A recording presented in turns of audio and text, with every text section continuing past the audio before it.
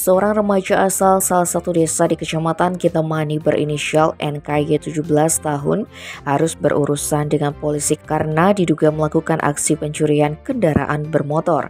Remaja putus sekolah ini ditangkap jajaran Polsek Kintamani setelah menerima laporan curanmor Honda Vario milik korban berinisial Nikade ILD 14 tahun. Pelaku di bawah umur merupakan aksi curanmor di dekat Puskesmas Kintamani 1, Desa Kintamani pada Jumat 27 Oktober sekitar pukul 11 WITA.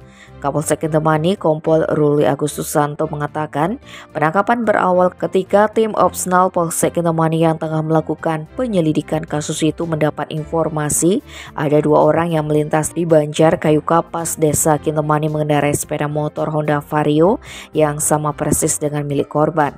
Saat interogasi, NKY yang mengendarai sepeda motor itu sempat berdalih sepeda motor itu disewa dari seseorang yang tidak dikenal seharga Rp300.000. Namun setelah dilakukan pemeriksaan lebih mendalam, NKY tidak bisa mengelak. Dia mengakui sepeda motor itu barang curian. Kepada polisi, pelaku mengaku nekat mencuri sepeda motor itu karena sudah janji apel ke rumah pacarnya, tapi motornya rusak. Pelaku dengan mudah mengambil sepeda motor tersebut karena kunci kontaknya diperkirakan bermasalah. Saat itu korban juga tengah berada di sekolahnya. Atas perbuatannya pelaku disangkakan pasal 362 KUHP. Untuk sementara dia tidak ditahan di kantor polisi tapi wajib lapor setiap hari.